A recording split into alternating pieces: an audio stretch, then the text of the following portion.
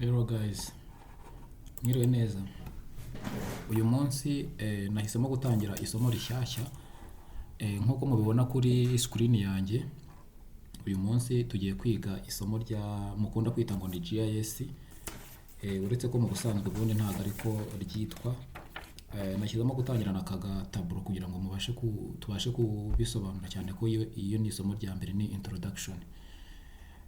Nuvuga ngo iyi mwita GIS ubundi yitwa ArcGIS, ariko hariho aka kantu kitwa desktop. Yo ubwayo rero ikaba ifite ibice bigera muri 4. Kariya mukunda gushushanyirizamo ni aka ko hejuru ariko kitwa ArcMap. Nuvuga ngo nkuko ifite ibi bice 4, iyi software ni nini kandi ikora ibintu byinshi kuko ikoreshwa mu buvuzi, ahantu mu biza, igakora muri ibi bibanza, ariko usanga umusurveyor wese yaririmisa kumva yuko ari software yo gukoresha ibyerekeranye n'ibiza gusa.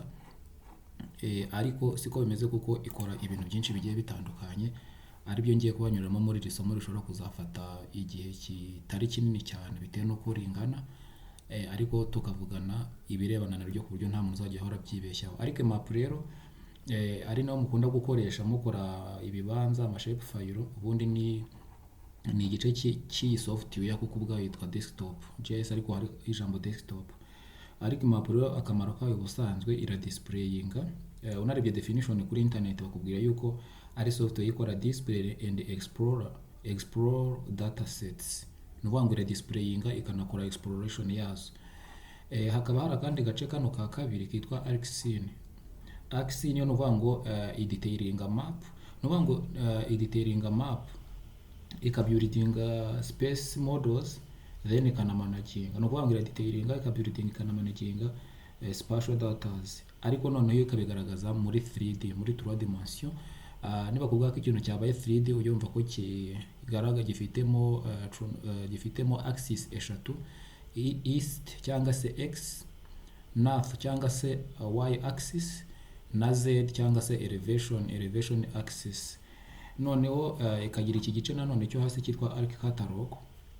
Arc Catalog turi buze kwibana ni kwinjira muri software dutangiye kuyiga.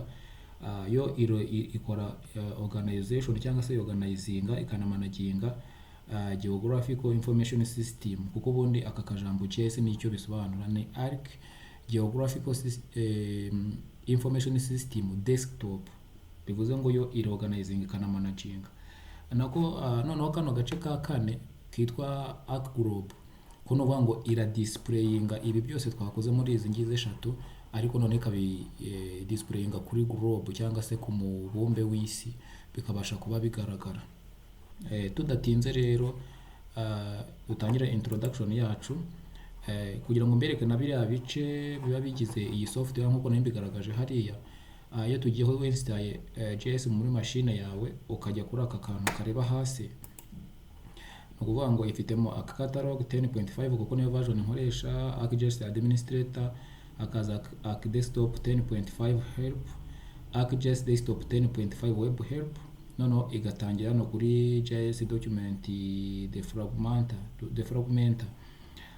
Noneho aha hasi niho bitangiye ArcGlobe ya indi displayinga data ku mubumbe, hakaza ArcMap iradukoresha ibibanza tujugunyamo dupuye no dushape file.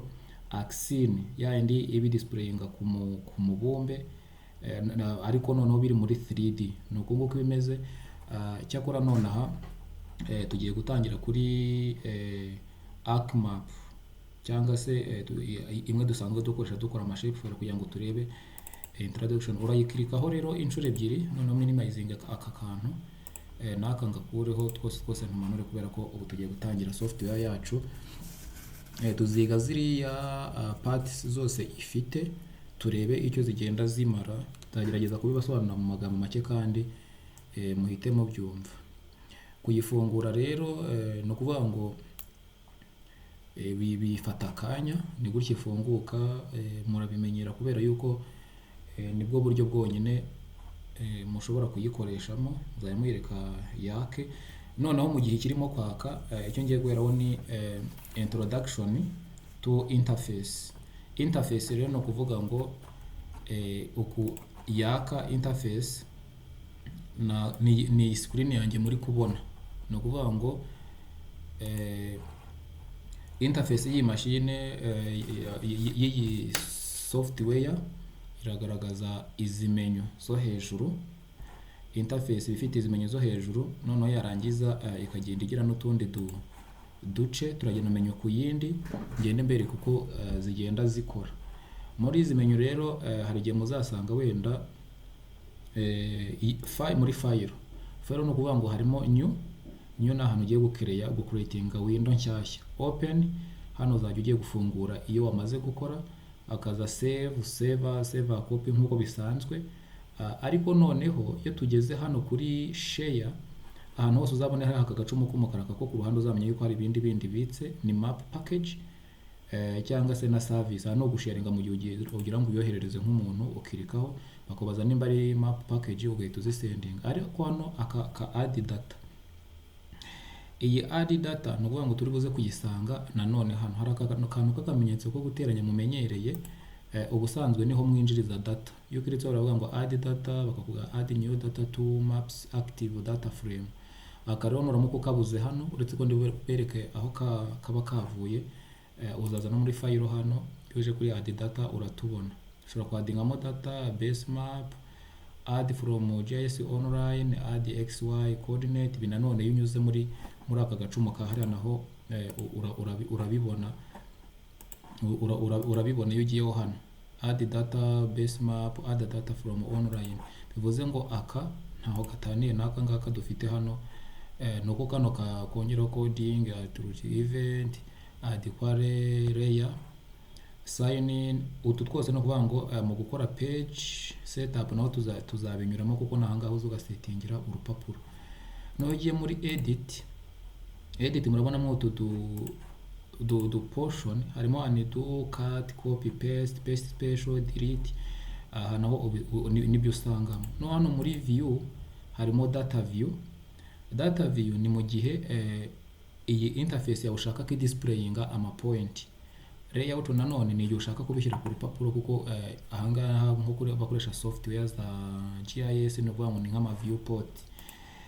None ushaka kugaruka hamwe winjiriza kugaruka muri layout view, urongera ugakirika data view ikagenda. Hano harimo report, aho utangira amaraporo, guscrollinga, status bar, data frame property. Ahangaha no vantu gusetingira unit y'iyi software, kuko iteka nimwitegereza iyo iyi software icyaka, software ni kuvuga ni JS turi gukoresha kuri ubu ngubu, no kuvuga ngo nta unit nimwe bizi. Gusetinga unit rero ujyamo hano kuri data frame property ugakirika, nanyuze bakaguha data frame property table. Noneho uje hano kuri map ni unknown unit. Hano rero ukirika wanyuze ugashyiramo meter. Display nanone ni unknown unit, ugahita ushyiramo meter. Then hano wakwapplyinga okay. Software bimaze kwizera yuko uri buze gukorera muri urwo rugero wayihaye. Hano insert ni ukuvuga ngo iyo umaze gukora map yawe, hano tuhakoresha muri map cyangwa se ibindi byose wakora. Data frame ushobora kwandikamo, ushobora kirika region, amaregend n'ibindi byose birimo hano nkuko muri kubibona. Ibi byose ndi bubize kubitindaho cyane. Noneho selection, attribute.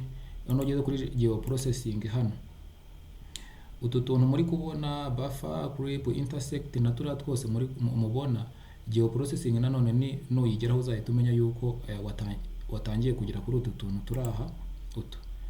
No kuvuga ngo izi za grep, intersect, union, merge, dissolve, no kuvuga ngo ni part zaka gakapu k'umutuku ariko dukunda kwita ngo ni arc toolbox. No kuvuga ngo iyo winjiye muri utu tuntu za dissolve, no kuvuga ngo byose ni part ya hano. No kuvuga ngo kugira ngo ube sure yuko iyi geoprocessing irimo hariya, no kuvuga ngo ushobora gukoresha n'aka kitwa search. Ushobora gusearchinga wenda tureba akantu karimo hano intersect.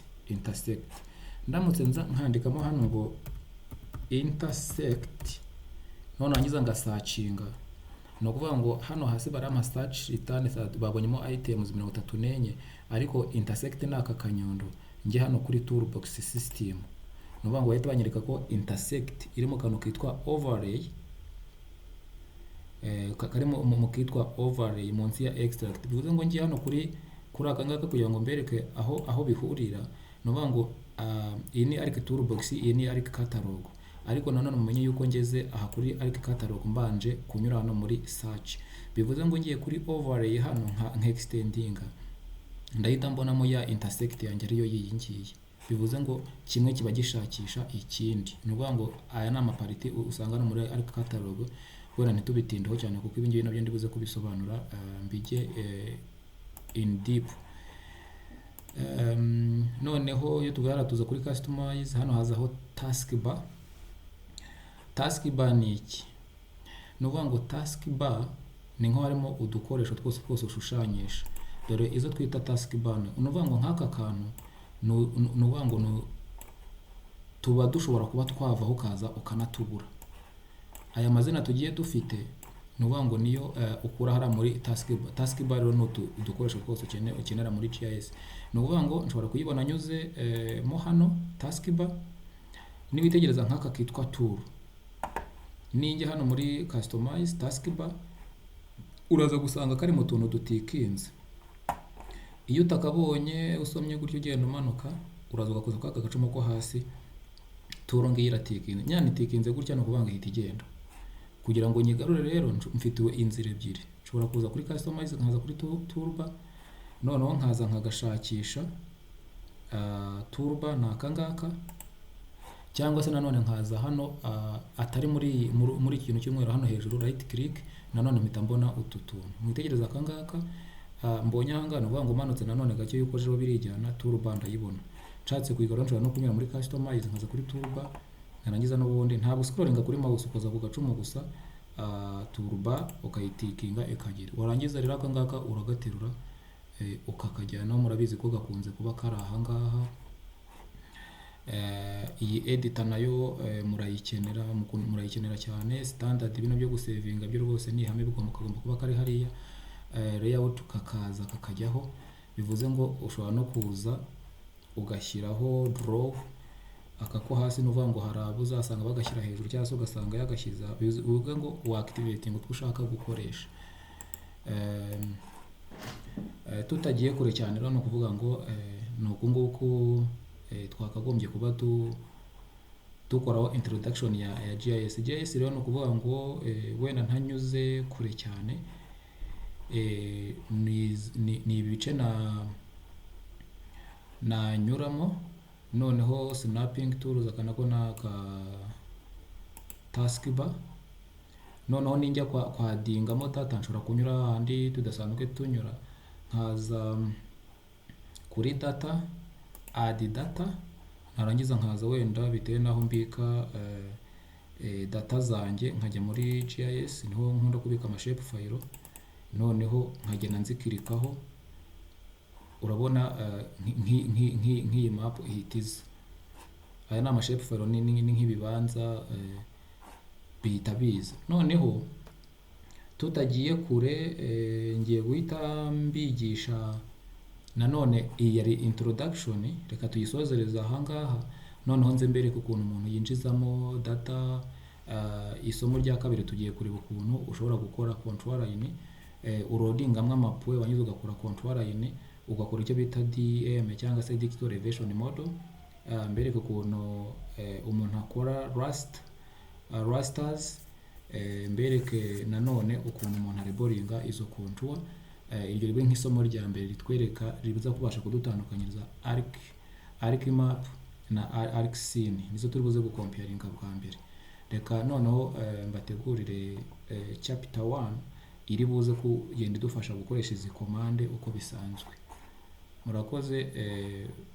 Software muyigeho kuko ikora ibintu byinshi.